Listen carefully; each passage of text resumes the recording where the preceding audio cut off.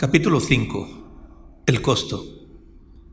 ¿Quién de vosotros, queriendo edificar una torre, no se sienta primero y calcula los gastos, a ver si tiene lo que necesita para acabarla? Lucas, capítulo 14, versículo 28. Este versículo es de gran importancia. Son pocas las personas que no se sienten obligadas a preguntarse a menudo ¿cuánto cuesta?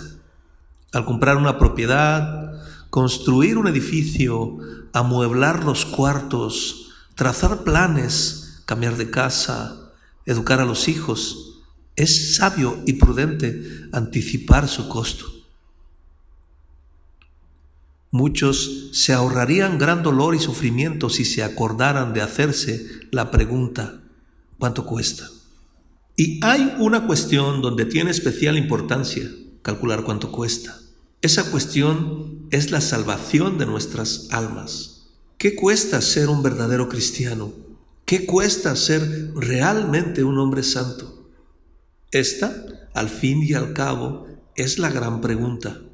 Por no darle ninguna consideración a esto, miles de personas, después de que parece que han empezado bien, se vuelven del camino al cielo y se pierden para siempre en el infierno. Compartiré algunas palabras que puedan arrojar luz sobre el asunto. Mostraré, en primer lugar, lo que cuesta ser un verdadero cristiano.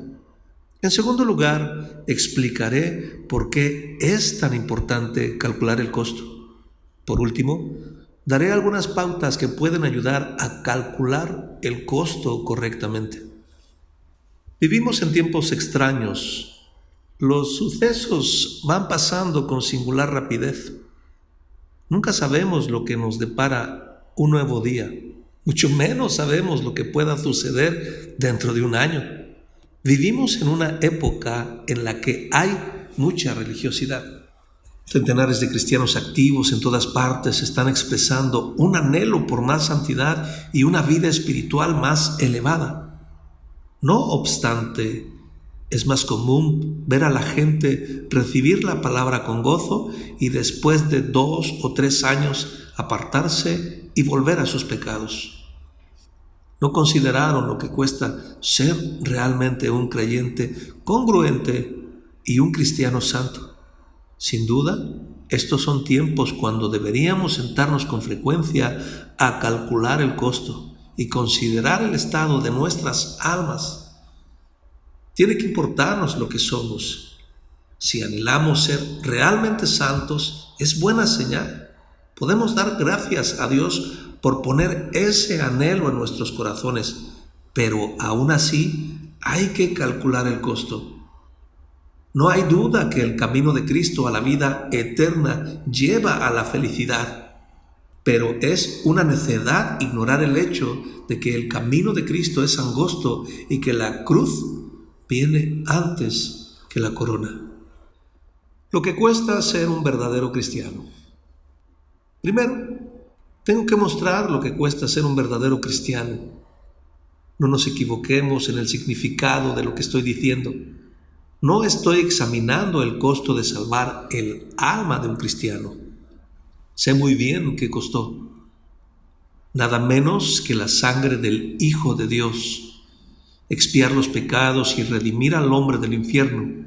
El precio pagado por nuestra redención fue demasiado alto. La muerte de Jesucristo en el Calvario. Hemos sido comprados por precio. Jesús se dio a sí mismo en rescate por todos. Primera carta a los Corintios, capítulo 6, versículo 20. Primera carta a Timoteo, capítulo 2, versículo 6. Pero nada de esto tiene que ver con la pregunta inicial. El punto que quiero considerar es otro completamente diferente. Se trata de a lo que el hombre tiene que estar dispuesto a renunciar si quiere ser salvo. Es la cantidad de sacrificio que el hombre tiene que hacer si su intención es servir a Cristo. Es en este sentido que hago la pregunta, ¿cuánto cuesta? y creo firmemente que es una cuestión muy importante. Admito sin problema que cuesta poco ser meramente un cristiano en lo exterior. Uno no tiene más que asistir a una iglesia 2 veces los domingos y ser tolerablemente moral durante la semana para hacer todo lo religioso, que son miles de personas a su alrededor. Todo esto es barato y no requiere gran esfuerzo. No requiere nada de negarse a sí mismo ni sacrificarse. Si este es el cristianismo salvador que nos llevará al cielo cuando muramos, tenemos que cambiar la descripción que hace la Biblia del camino de la vida y escribir: ancha es la puerta y amplio el camino que lleva al cielo. Pero de hecho, algo le cuesta al verdadero cristiano, según las normas de Dios en su palabra, la Biblia. Hay enemigos que vencer, batallas que librar, sacrificios que hacer, un Egipto que dejar atrás, un desierto que cruzar, una cruz que cargar y una carrera que correr. La conversión no se trata de poner al convertido en un cómodo sillón y llevarlo sentado al cielo. Es el comienzo de una tremenda batalla en la cual cuesta mucho obtener la victoria. De allí la enorme importancia de calcular el costo. Trataré de mostrar precisa y particularmente lo que cuesta ser un verdadero cristiano. Supongamos que alguien tiene la disposición de servir a Cristo, se siente atraído por Él y tiene una inclinación a seguirle. Supongamos que alguna enfermedad, una muerte súbita o un sermón ha conmovido su conciencia, haciéndole sentir el valor de su alma y el deseo de ser un verdadero cristiano. Sin lugar a dudas, hay múltiples motivos que animarían a ese alguien a ser un verdadero cristiano. Sus pecados pueden ser gratuitamente perdonados sin importar cuántos sean o lo grandes que sean. Su corazón puede haber cambiado completamente, no importa lo frío y duro que era. Cristo y el Espíritu Santo, la misericordia y la gracia de Dios están listos para recibirlo. Pero aún así debiera calcular el costo. Veamos detalladamente una por una las cosas que le costará. Para empezar, le costará su pretendida superioridad moral.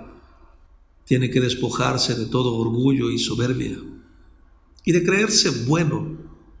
Tiene que contentarse con ir al cielo como un pobre pecador salvo solo por gracia, dándole el mérito y la justicia a otro. Al decir las palabras del libro de oraciones, tiene que sentir que ha errado y se ha apartado como una oveja perdida y que ha dejado sin hacer las cosas que debería haber hecho y hace las cosas que no debería haber hecho. Tiene que estar dispuesto a renunciar a la confianza que tiene en su propia moralidad y respetabilidad, a sus oraciones, lecturas bíblicas, su asistencia a la iglesia, a recibir los sacramentos y confiar exclusivamente en Jesucristo. Esto puede parecerle difícil a algunos. No me sorprendería. Señor, le dijo el piadoso labriego al conocido James Hervey de Westonfable, es más difícil renunciar al yo orgulloso que al yo pecaminoso, pero es absolutamente necesario hacerlo. Pongamos este costo como el primero y más importante para ser un verdadero cristiano. Al hombre le costará crucificar su pretendida superioridad moral. En segundo lugar, le costará al hombre sus pecados. Tiene que estar dispuesto a renunciar a cada hábito y práctica que es desagradable a los ojos de Dios. Tiene que darle la espalda al pecado, discutir con él, romper con él, luchar contra él, crucificarlo y esforzarse para vencerlo. No importa lo que diga o piense el mundo. Tiene que hacerlo sincera y totalmente. No puede hacer las paces por separado con ningún pecado especial que ama.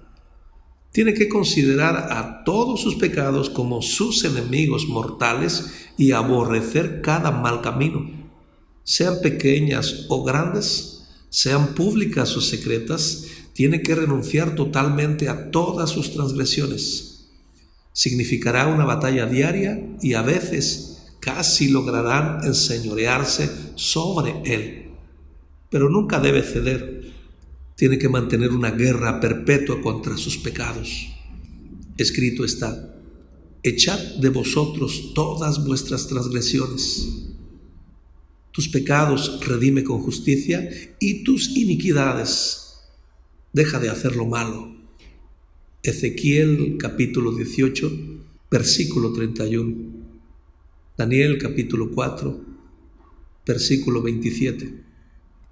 Isaías capítulo 1, versículo 16. Esto suena difícil, no me extraña. A menudo queremos tanto a nuestros pecados como si fueran nuestros hijos. Los amamos, los abrazamos, nos aferramos a ellos y nos deleitamos en ellos. Separarnos de ellos es tan difícil como amputarse la mano derecha o sacarse el ojo derecho. Pero hay que hacerlo. Hay que despedirse de ellos. Aunque la maldad endulzó en su boca, si lo ocultaba debajo de su lengua, si le parecía bien y no lo dejaba, sino que lo detenía en su paladar, hay que renunciar a ellos, nuestros pecados, si queremos ser salvos. Job capítulo 20, versículos 12 y 13. El hombre y su pecado tienen que enemistarse si él y Dios han de ser amigos. Cristo está dispuesto a recibir a cualquier pecador, pero no lo recibe si éste se aferra a sus pecados. Anotemos este segundo precio a nuestra cuenta. Ser cristiano le costará al hombre sus pecados. Además, le costará al hombre su amor por lo que le resulta fácil. Tiene que experimentar dolor y luchar si quiere desarrollar una carrera victoriosa al cielo. Tiene que velar y mantenerse en guardia cada día como el soldado en el campo enemigo. Tiene que cuidar su comportamiento cada hora del día, con cada compañía y en cada lugar. En público, al igual que en privado. Entre extraños, al igual que con los de casa. Tiene que vigilar su tiempo, su lengua, su carácter, sus pensamientos, su imaginación, sus motivaciones y su conducta en cada relación de su vida. Tiene que ser diligente en orar, leer la Biblia, en lo que hace los domingos, con todos sus medios de gracia. Al prestar atención a estas cosas, puede distar de alcanzar la perfección, pero no puede descuidar ninguna. El alma del perezoso desea y nada alcanza, mas el alma de los diligentes será prosperada. Proverbios capítulo 13, versículo 4. Esto también suena duro. No hay nada que por naturaleza nos desagrade tanto como tener problemas relacionados con nuestra religión. Nos desagradan los conflictos. Deseamos secretamente tener un cristiano vicario, lograr todo por medio del esfuerzo de terceros que hicieron todo en nuestro lugar. Cualquier cosa que requiera esfuerzo y trabajo es contraria a nuestra naturaleza, pero para el alma no hay ganancia sin sacrificios. Anotemos este tercer costo a nuestra cuenta. Ser cristiano le costará al hombre su amor por lo que resulta fácil. Por último, le costará al hombre la amistad con el mundo. Si quiere agradar a Dios, tiene que estar contento, aunque los demás piensen mal de él. No debe extrañarse que se burlen de él, que lo ridiculicen, lo calumnien, lo persigan y aún lo aborrezcan. No tiene que sorprenderse de encontrar que sus opiniones y sus prácticas religiosas son despreciadas y motivo de burlas. Tiene que aceptar que muchos lo crean tonto, exagerado y fanático, que perviertan sus palabras y malinterpreten sus acciones. De hecho, no tiene que sorprenderse si alguno lo llama loco. El maestro dijo: acordaos de la palabra que yo os he dicho, el siervo no es mayor que su señor. Si a mí me han perseguido, también a vosotros os perseguirán. Si han guardado mi palabra, también guardarán la vuestra. Juan capítulo 15, versículo 20. Me atrevo a decir que esto también suena difícil. Por naturaleza nos desagradan los tratos injustos y las acusaciones falsas, y no es muy difícil ser acusados sin causa. No seríamos de carne y hueso si no deseáramos que nuestro prójimo tuviera una buena opinión de nosotros. Es siempre desagradable que hablen en nuestra contra y nos abandonen, que mientan acerca de nosotros y que tengamos que estar solos. Pero esto no se puede evitar.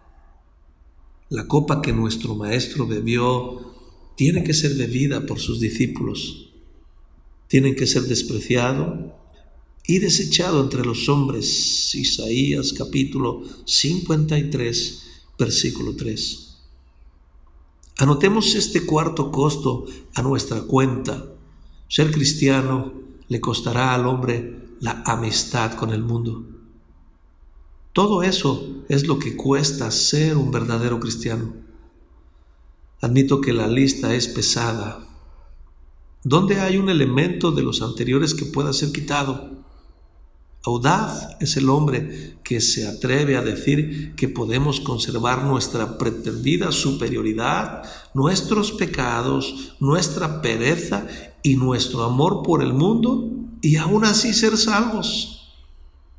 Admito que cuesta mucho ser un verdadero cristiano, pero ¿quién en sus cabales puede dudar de que cualquier costo vale la pena para salvar su alma? Cuando un barco está en peligro de hundirse, a los tripulantes no les importa tirar por la borda su valioso cargamento. Cuando un brazo o una pierna está infectada, el hombre se somete a una cirugía y aún a una amputación si hacerlo significa salvarle la vida. Igualmente, el cristiano debe estar dispuesto a renunciar a lo que sea que se interpone entre él y el cielo. La vida espiritual que nada cuesta, nada vale.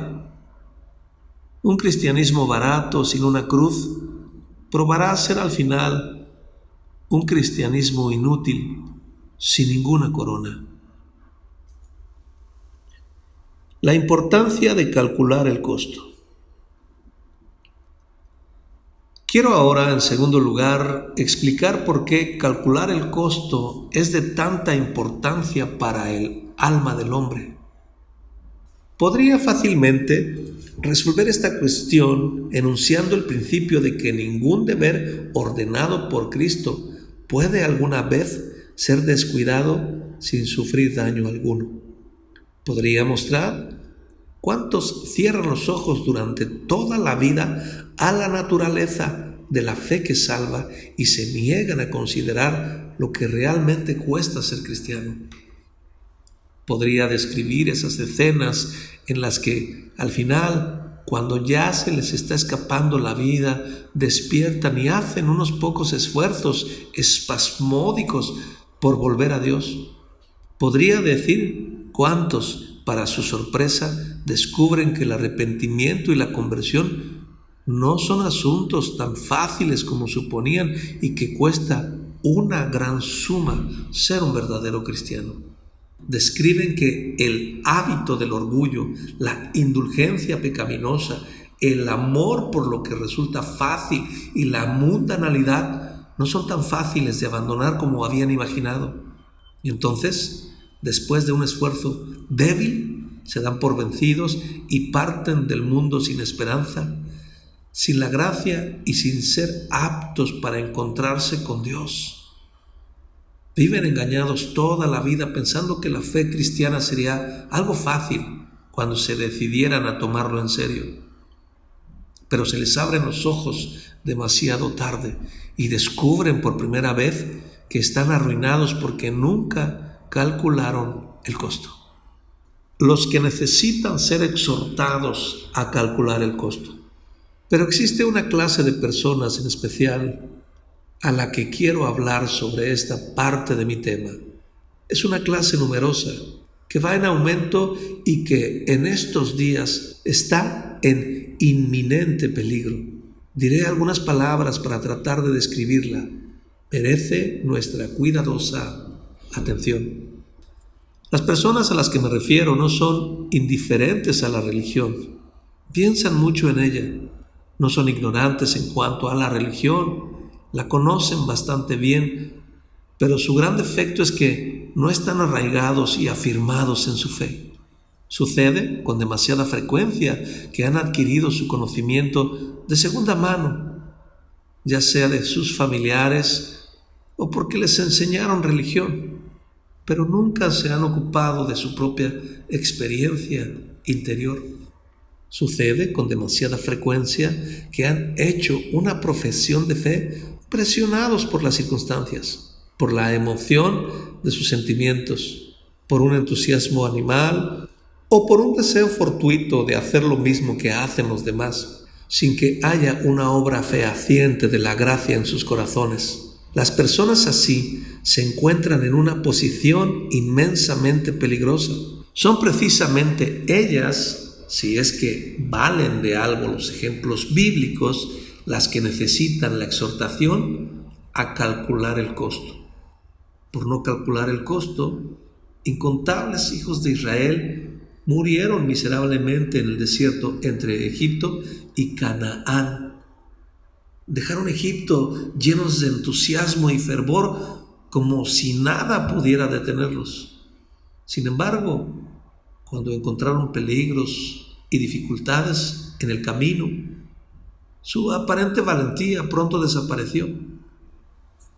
Nunca se detuvieron a pensar en las dificultades. Pensaron que llegarían a la tierra prometida en unos pocos días.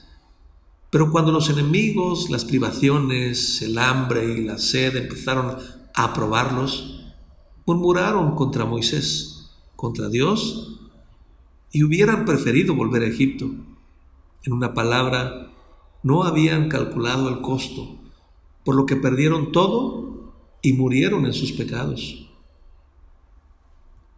Por no calcular el costo, muchos de los oyentes de nuestro Señor Jesucristo, después de un tiempo, se apartaron y ya no andaban con Él.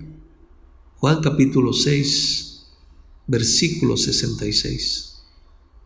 Cuando al principio veían sus milagros y escuchaban su predicación, pensaban que el reino de Dios aparecería inmediatamente.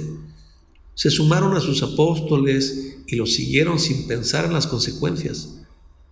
Pero cuando descubrieron que había doctrinas difíciles de creer, trabajo difícil que hacer y persecuciones que sufrir, su aparente fe desapareció inmediatamente y quedó en la nada.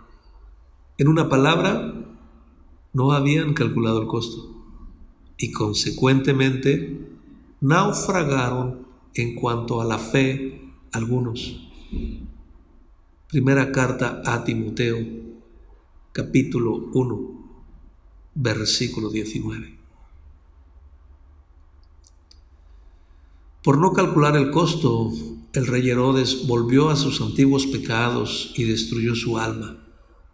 Le gustaba oír predicar a Juan el Bautista. Lo observaba y honraba como un hombre justo y santo. Hasta hacía muchas cosas que eran correctas y buenas.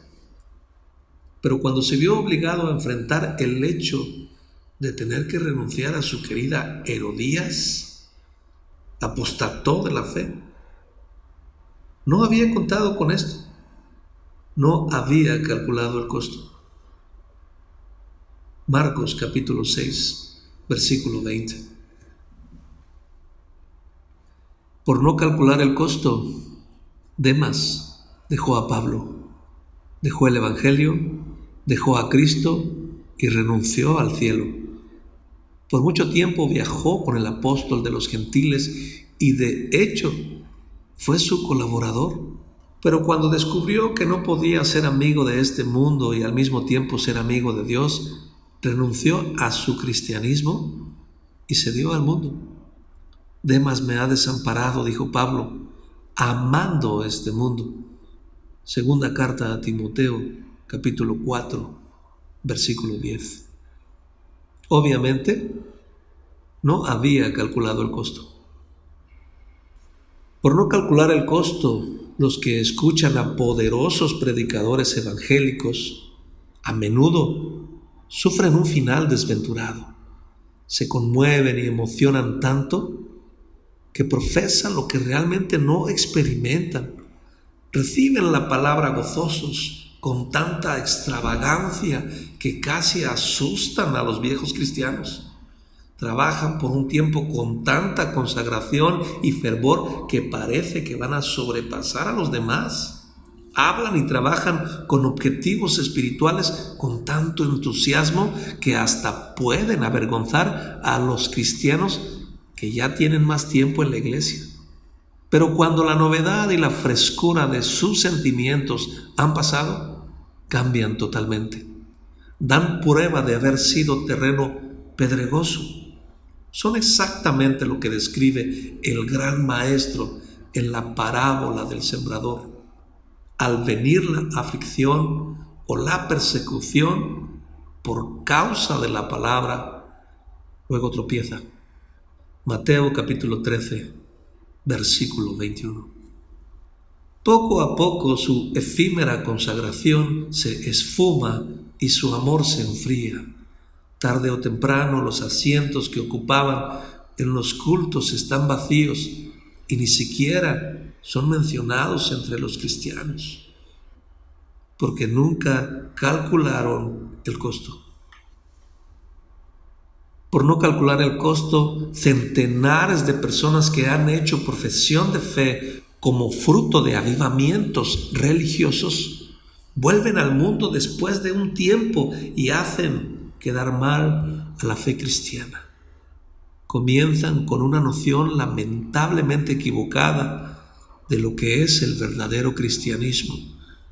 Se imaginan que no consiste de otra cosa más que levantar la mano cuando el predicador hace la invitación a venir a Cristo y sentir profundamente gozo y paz interior.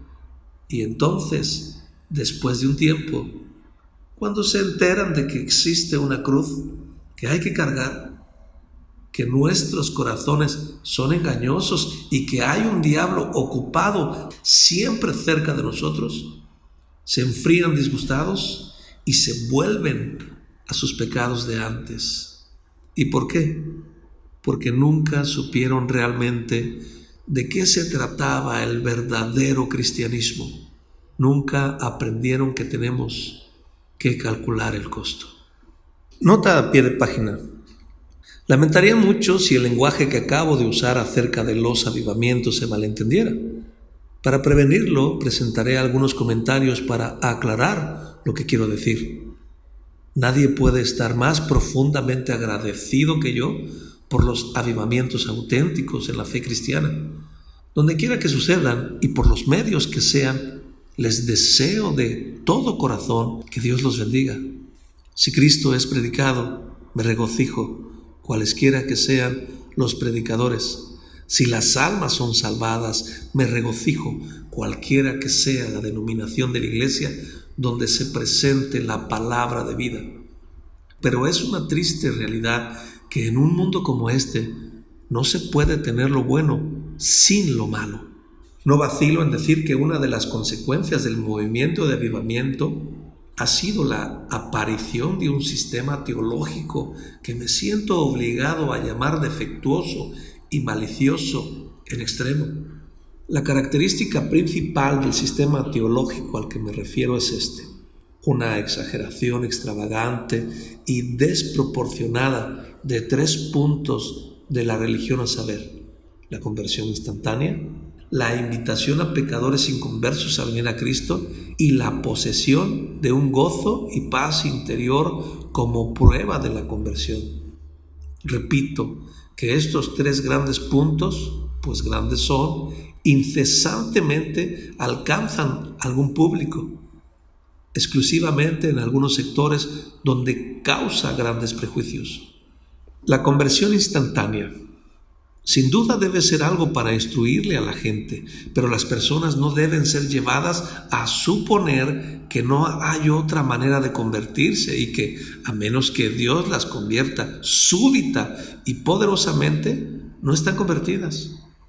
El deber de venir inmediatamente a Cristo, tal como son, es algo que hay que insistirle a todos los oyentes. Es la piedra fundamental de la predicación del Evangelio, pero, de hecho, no se les debe decir que se arrepientan al igual que crean. Hay que decirles por qué deben venir a Cristo, para qué venir y de dónde surge su necesidad de hacerlo. La proximidad de paz y consuelo en Cristo debe ser proclamada a los hombres, pero de hecho se les debe enseñar también que tener grandes manifestaciones de gozo y entusiasmo exagerado no es esencial en la justificación y que puede haber fe y paz auténtica sin sentimientos tan eufóricos. El gozo solo no es evidencia segura de la gracia. Los defectos del sistema teológico que tengo en mente son estos. La obra del Espíritu Santo en la conversión de pecadores se confina demasiado en un solo método. No todos los conversos verdaderos se convierten instantáneamente como Saulo y el carcelero de Filipo. No se instruye suficientemente a los pecadores acerca de la santidad de la ley de Dios, la profundidad de sus pecados y la verdadera culpabilidad del pecado. Estar diciéndole incesantemente al pecador que venga a Cristo es de poco provecho, a menos que se le diga por qué necesita venir y se le muestren claramente sus pecados. No se explica suficientemente qué es la fe. En algunos casos se les enseña que fe es solo sentir. A otros se les enseña que si creen que Cristo murió por los pecadores, tienen fe. Decir eso es decir que también los demonios son creyentes. Poseer gozo y seguridad interior es predicado como esencial. No obstante, la seguridad no es la esencia de nuestra fe salvadora. Puede haber fe cuando no hay seguridad. Insistir que todos los creyentes se regocijen en cuanto creen es sumamente peligroso. Estoy seguro de que algunos se regocijarán sin creer, mientras que otros que creen no podrán regocijarse inmediatamente. Por último, pero no por eso menos importante, demasiadas veces se pasa por alto la soberanía de Dios en salvar a pecadores y la absoluta necesidad de una gracia ordenada de antemano. Muchos hablan como si las conversiones se pudieran fabricar cuando el hombre quiere y como si no hubiese una prueba como esta. Así que no depende del que quiere ni del que corre, sino del que Dios tiene misericordia. Romanos capítulo 9, versículo 16. Estoy convencido de que es muy grande el daño que hace este sistema teológico al cual me estoy refiriendo. Por una parte, a muchos cristianos humildes se les presiona tanto que los acobardan. Creen que no son objeto de la gracia porque no pueden alcanzar los niveles y sentimientos superiores que tanto se les insiste que alcancen. Por otro lado, muchas personas que no son objeto de la gracia porque les hacen pensar equivocadamente que están convertidos y por la presión de una emoción carnal y sentimientos temporales son conducidos a profesarse cristianos. Y mientras tanto, los insensatos e impíos observan con desprecio y encuentran nuevas razones para hacerle caso omiso a la fe evangélica. Los antídotos para este estado de cosas son simples y pocos. Número 1. Sean enseñados todos los consejos de Dios. Esa es la proporción bíblica, no dejando que 2 o 3 doctrinas preciosas del Evangelio le hagan sombra a todas las demás verdades. Número 2, el arrepentimiento sea enseñado en su totalidad, al igual que la fe, y no confiar en los antecedentes. El Señor Jesucristo y San Pablo siempre enseñaban ambos. Número 3, sea anunciada y admitida la variedad de las obras del Espíritu Santo y, aunque se les recalque a los hombres la conversión instantánea, que no se enseñe como una necesidad. Número 4, sean advertidos claramente los que profesan haber encontrado una paz incuestionable, que se pongan a prueba y que recuerden que sentimiento no es fe. El Señor Jesucristo dijo: si vosotros permaneciereis en mi palabra, seréis verdaderamente mis discípulos. Esa es la prueba de fe auténtica. Juan capítulo 8, versículo 31. Número 5. Sea el gran deber de calcular el costo algo que se les insta constantemente a los que se disponen a hacer una profesión de fe, y que se les diga sincera y claramente que hay guerra, al igual que paz, una cruz, al igual que una corona en la obra del Señor. Estoy seguro de que lo que más hay que temer en la religión es una emoción malsana, porque a menudo termina en una reacción fatal que arruina el alma y resulta en una absoluta falta de vida. Y cuando las multitudes caen súbitamente bajo el poder de sensaciones religiosas, es casi seguro que a esto le sigue una excitación malsana. No tengo mucha confianza en la validez de conversiones que suceden en masa y al por mayor. No me parece que esté en armonía con los tratos generales de Dios en esta dispensación. Me parece que el plan común de Dios es llamar a los individuos uno por uno. Por eso, cuando escucho que se han convertido gran número de personas súbitamente y todos de una vez, lo tomo con menos esperanza que algunos. Los éxitos más sanos y más permanentes en los campos misioneros no han sido aquellos en que los naturales del lugar se hacen cristianos en masa. La obra más satisfactoria y firme aquí no siempre me parece ser la obra realizada en campañas de evangelización. Hay 2 pasajes en la Escritura que me gustaría ver que los que predican el Evangelio, y especialmente los que tienen algo que ver con reuniones de evangelización, explicaran con frecuencia y exhaustivamente. Uno es el pasaje de la parábola del sembrador. Esa parábola no aparece 3 veces, sin buena razón y significado profundo. El otro pasaje es la enseñanza de nuestro Señor acerca de calcular el costo y las palabras que dijo a las grandes multitudes cuando le seguían. No, Él veía lo que ellos necesitaban. Les dijo que estuvieran quietos y calcularan el costo. Lucas capítulo 14, versículo 25. No estoy seguro de que algunos predicadores modernos hayan tomado este curso de acción. Fin de la nota a pie de página.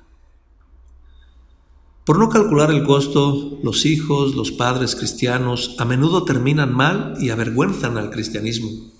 Familiarizados desde sus primeros años con la forma y la teoría del Evangelio, enseñados desde la infancia a decir de memoria los textos principales, acostumbrados a recibir enseñanzas acerca del Evangelio o a enseñar a otros en la escuela dominical, se crían profesando una religión sin saber por qué y sin haber pensado seriamente en ella.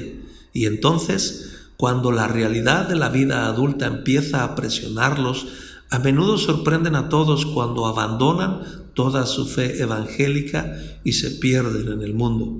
¿Y por qué? Nunca comprendieron totalmente los sacrificios que implica ser cristiano. Nunca les enseñaron a calcular el costo.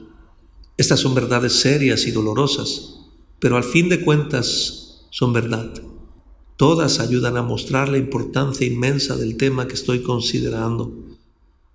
Todas destacan la necesidad absoluta de insistir sobre este tema a todos los que anhelan santidad y de exclamar en todas las iglesias: calculen el costo.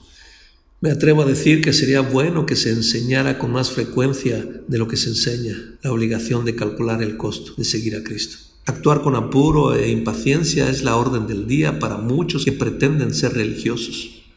Las conversiones instantáneas y una paz razonable, inmediata, parecen ser los únicos resultados que quieren obtener del Evangelio. Comparados con estos, todo lo demás queda a la sombra.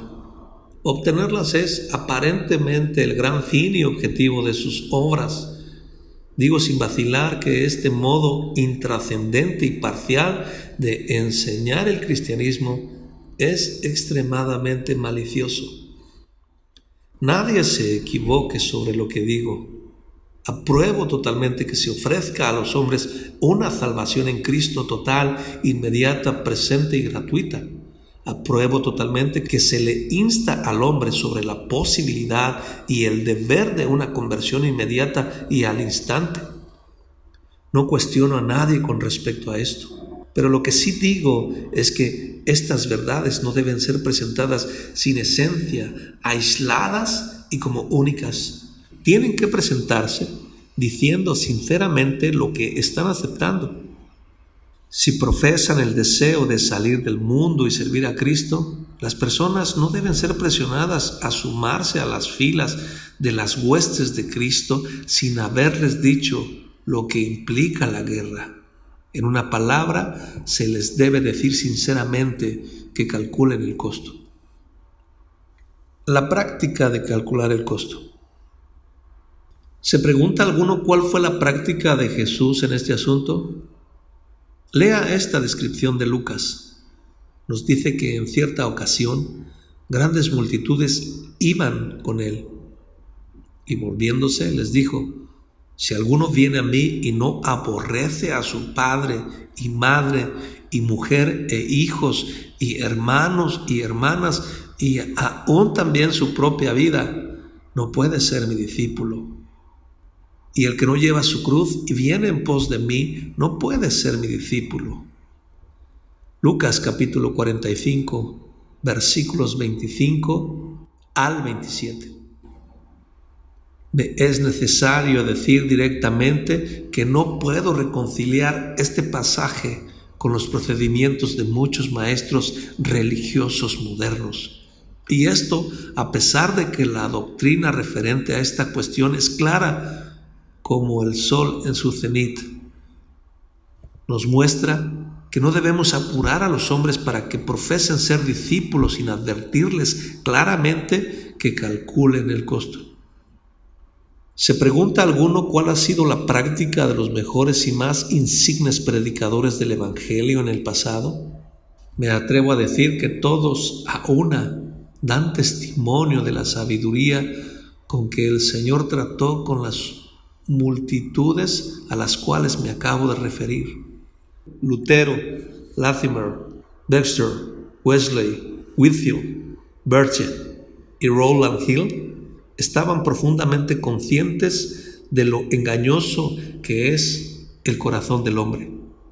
Sabían perfectamente que no todo lo que brilla es oro, que convicción no es conversión, que emoción no es fe, que sentimiento no es gracia y que todo lo que florece no llega a ser fruto. No seáis engañados, era el clamor constante de los predicadores de antaño. Deuteronomio capítulo 11, versículo 16. Lucas capítulo 21, versículo 8. Considera bien lo que haces. No corras antes de que seas llamado. Calcula el costo. Si queremos hacer las cosas bien, nunca nos avergoncemos de seguir los pasos de nuestro Señor Jesucristo.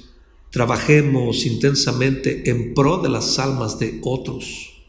Si queremos y si tenemos la oportunidad, instémosles a considerar sus caminos. Constriñámosles con santa intensidad a venir, a dejar sus armas y a entregarse a Dios. Mateo capítulo 11, versículo 12. Ofrezcámosles salvación, una salvación inmediata, lista, gratuita y plena. Mostrémosles a Cristo y todos los beneficios que tendrán cuando lo acepten. Pero en todo lo que hagamos, digamos la verdad y toda la verdad.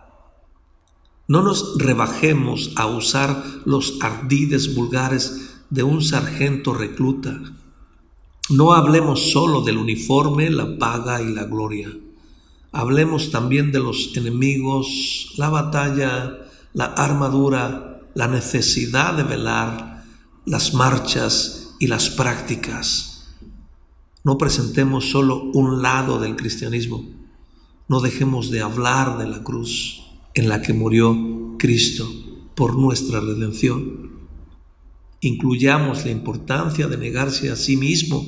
Cuando hablemos de la cruz, expliquemos todo lo que implica el cristianismo. Instemos a los hombres a que se arrepientan y acudan a Cristo. Pidámosles a la vez que calculen el costo. ¿Cómo calcular el costo correctamente? Lo tercero y último que me propongo hacer es dar algunas pautas que puedan ayudar a calcular el costo correctamente.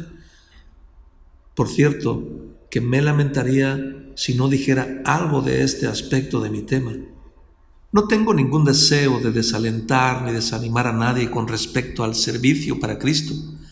Es el deseo de mi corazón animar a todos a marchar adelante y tomar su cruz. Calculemos el costo, todo el costo, y calculemos con cuidado. Recordemos que si calculamos correctamente y entendemos todo lo que involucra, no habrá nada que nos asuste. Existen algunas cosas que las personas siempre deben incluir al calcular lo que cuesta el verdadero cristianismo. Determine sincera y ecuánimemente lo que tendrá que dejar atrás y por lo que debe pasar para llegar a ser un discípulo de Cristo. No deje nada afuera. Anótelo todo, pero luego anote a su lado las siguientes sumas que le voy a dar. Hágalo limpia y correctamente y no tendrá que temer del resultado. Cuente y compare para empezar las ganancias y las pérdidas.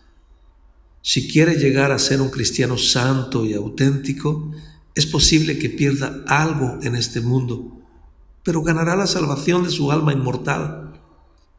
Escrito está: ¿qué aprovechará al hombre si ganare todo el mundo y perdiere su alma?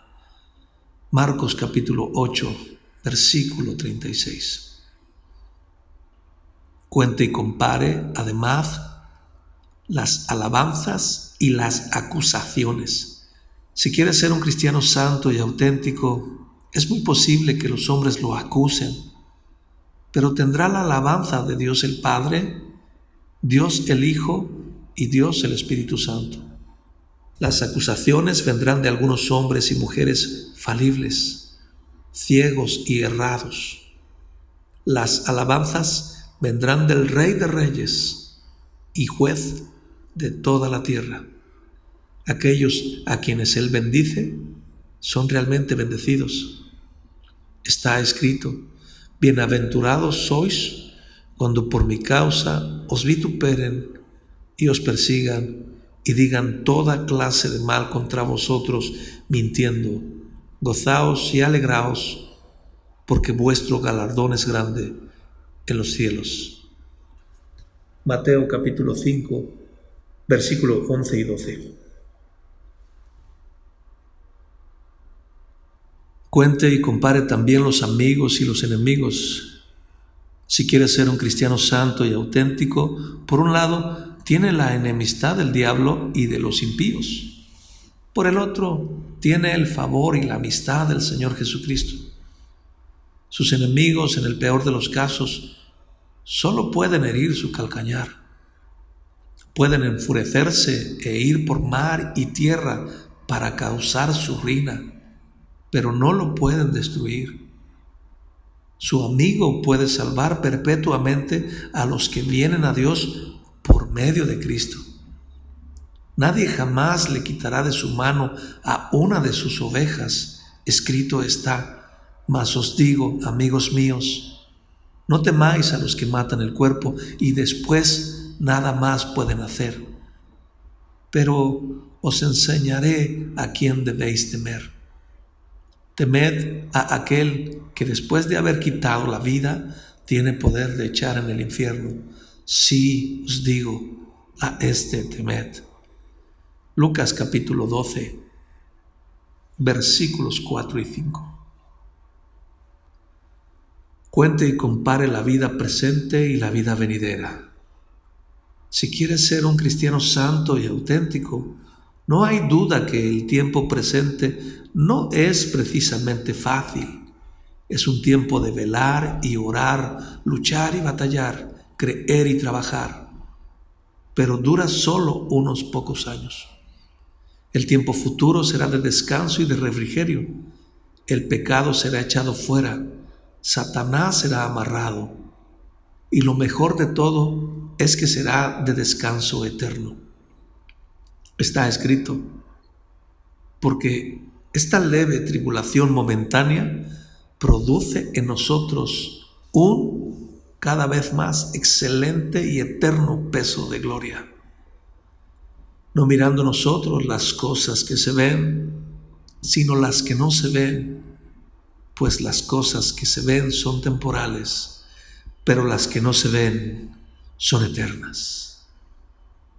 Segunda carta a los Corintios, capítulo 4, versículos 17 y 18. Cuente y compare los placeres del pecado y la felicidad de servir a Dios. Si quieres ser un cristiano santo y auténtico, los placeres que el hombre mundano obtiene por lo que hace son vacíos, irreales e insatisfactorios. Son como el estrépito de los espinos en el fuego, chisporroteos excitantes por unos minutos que luego se apagan para siempre. La felicidad que Cristo da a su pueblo es algo sólido, duradero y sustancial. No depende de la salud ni de las circunstancias. Nunca abandona al hombre, ni siquiera en la muerte. Termina en una corona de gloria que no se desvanece. Está escrito que la alegría de los malos es breve. La risa del necio es como el estrépito de los espinos debajo de la olla. Job, capítulo 20, versículo 5. Eclesiastés, capítulo 7, versículo 6. Pero también está escrito: la paz os dejo, mi paz os doy. Yo no os la doy como el mundo la da. No se turbe vuestro corazón ni tenga miedo. Juan capítulo 14, versículo 27. Cuente y compare las aflicciones que incluye el verdadero cristianismo y las aflicciones que le espera a los malos más allá del sepulcro. Admitamos por un momento que la lectura bíblica, la oración, el arrepentimiento, creer y vivir una vida santa requiere sacrificios y negarse a sí mismo. Esto no es nada comparado con la ira que vendrá, reservada para el impenitente y el incrédulo. Un solo día en el infierno es peor que una vida entera llevando la cruz. El gusano de ellos no muere y el fuego nunca se apaga. Isaías capítulo 66, versículo 24. Marcos capítulo 9, versículos 44 al 48. Son cosas que sobrepasan a lo que el hombre puede concebir o describir totalmente. Está escrito: Hijo, acuérdate que recibiste tus bienes en tu vida, y Lázaro también males. Pero ahora, este es consolado aquí y tú atormentado. Lucas capítulo 16, versículo 25. Cuente y compare en último lugar el número de los que se apartan del pecado y el mundo y sirven a Cristo, y el número de los que dejan a Cristo y vuelven al mundo. De los primeros encontrará miles y de los segundos ninguno. Cada año hay multitudes de personas que dejan el camino ancho y toman el angosto. Nadie que realmente toma el camino angosto se cansa de él y vuelve al camino ancho. A menudo se ven pisadas en el camino hacia abajo que dan media vuelta. Las pisadas en el camino al cielo siempre van hacia adelante. Está escrito: el camino de los impíos es como la oscuridad. El camino de los transgresores es duro. Proverbios capítulo 4, versículo 19. Proverbios capítulo 13, versículo 15. Pero también está escrito: mas la senda de los justos es como la luz de la aurora, que va en aumento hasta que el día es perfecto. Proverbios capítulo 4, versículo 18. Sumas como estas, sin duda, a menudo se hacen incorrectamente. Sé muy bien que muchos siempre están vacilando entre dos opiniones. No pueden determinar si vale la pena servir a Cristo. Las pérdidas y las ganancias, las ventajas y las desventajas, los sufrimientos y los gozos, las ayudas y los obstáculos les parecen tan similares que no se pueden decidir a favor de Dios. No pueden hacer correctamente esta gran suma. No pueden hacerla tan clara como debiera ser. No cuentan bien. Pero, ¿en qué radican sus errores? En la falta de fe. Para llegar a una conclusión acertada acerca de sus almas, necesitan tener algo de aquel poderoso principio que San Pablo describe en el capítulo 11 de su epístola a los Hebreos. Intentaré mostrar cómo funciona ese principio en la gran tarea de calcular el costo. ¿Cómo fue que Noé perseveró en construir el arca? Estaba solo en medio de un mundo de pecadores. Tuvo que soportar que lo menospreciaran, lo ridiculizaran y se burlaran de él. Seguir trabajando con paciencia a pesar de todo eso. Fue la fe. ¿Qué fue lo que mantuvo firme su brazo y lo hizo seguir trabajando con paciencia a pesar de todo eso? Fue la fe. Creía en la ira que vendría. Creía que no existía ninguna otra seguridad excepto en el arca que estaba preparando. Le creyó a Dios y no le hizo caso a las opiniones del mundo. Calculó el costo por fe y no dudó que construir el arca era ganancia. ¿Cómo fue que Moisés renunció a los placeres de la casa de Faraón y se negó a ser llamado hijo de la hija de Faraón? ¿Cómo fue que prefirió compartir el destino de un pueblo despreciado como el hebreo y arriesgar todo en su mundo para realizar la gran obra de librar a los suyos de la esclavitud? Visto desde este punto de vista humano, estaba perdiendo todo sin ganar nada. ¿Qué fue lo que lo motivó? Fue la fe. Creía que había uno muy superior a Faraón que le llevaría seguro a lo largo de su misión. Creía que la recompensa de recibir un galardón era mucho mejor que todos los honores de Egipto. Calculó el costo por fe, como viendo al invisible. Estaba convencido de que renunciar a Egipto y marchar al desierto era ganancia. ¿Cómo fue que el fariseo Saulo pudo decidirse a ser cristiano? El costo y los sacrificios que significaban el cambio eran tremendos. Renunció a su futuro brillante entre su propio pueblo. En lugar de recibir el favor del hombre, se hizo acreedor al odio del hombre, a la enemistad del hombre y a la persecución humana hasta la muerte. ¿Qué fue lo que le dio las fuerzas para enfrentar todo eso? Fue la fe.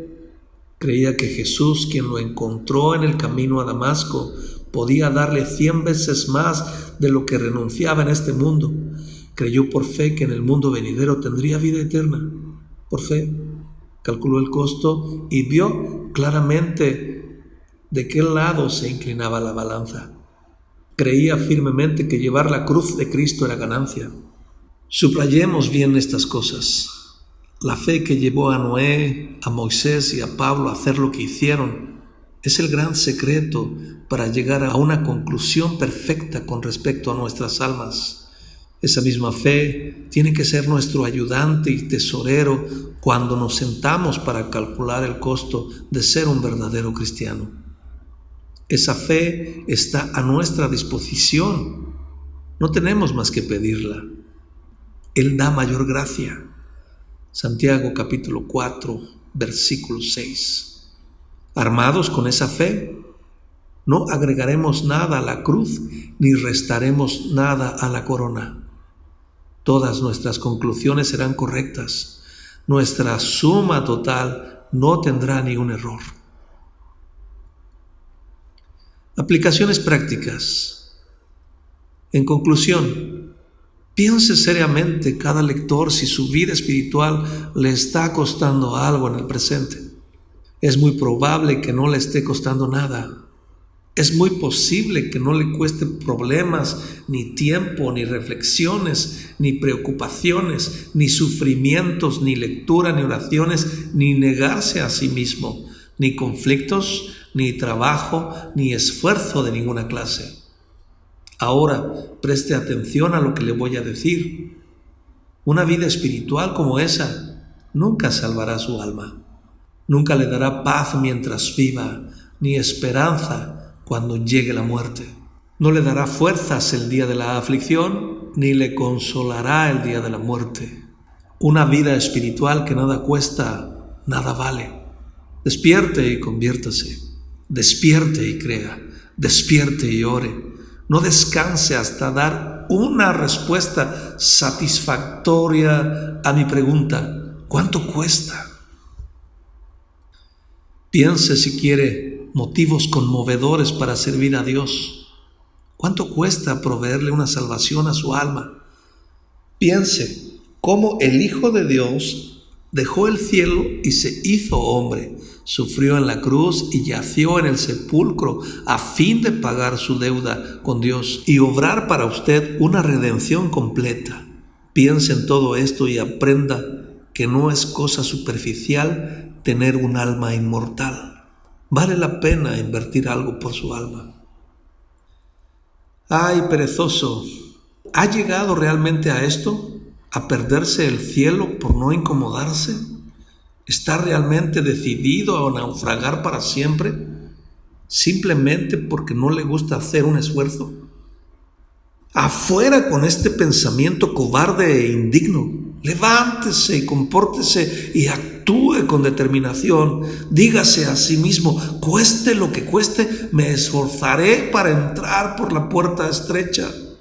Ponga sus ojos en la cruz de Cristo y tome nuevas fuerzas. Espere con anticipación la muerte, el juicio y la eternidad y tómelo en serio. Puede costarle mucho ser cristiano, pero puede estar seguro de que vale la pena.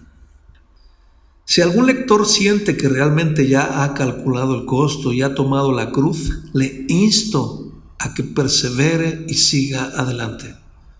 Me atrevo a decir que a menudo se ha de sentir desalentado y tentado a darse por vencido. Sus enemigos parecen ser muchos. Los pecados que lo acosan son muy fuertes. Sus amigos son pocos, el camino es tan empinado y angosto que no sabe qué hacer, pero aún así le insto a perseverar y seguir adelante. El tiempo es muy breve, unos cuantos años de velar y orar, unos cuantos zarandeos del mar de este mundo, unos pocos fallecimientos y cambios más, unos pocos inviernos y veranos más, y todo habrá pasado. Habremos peleado nuestra última batalla y no tendremos que pelear ninguna otra. La presencia y compañía de Cristo compensarán todo lo que sufrimos aquí. Cuando nos veamos como el Señor nos ve y miremos hacia atrás el peregrinaje que fue nuestra vida, Nos preguntaremos por qué habremos sido tan débiles. Nos maravillaremos de haberle dado tanta importancia a nuestra cruz y tan poca a nuestra corona. Nos asombraremos de que cuando calculábamos el costo, alguna vez dudamos de qué lado de la balanza estaba la ganancia. Seamos valientes, no estamos lejos del hogar. Puede costar mucho ser un verdadero cristiano y un creyente consecuente, pero vale la pena.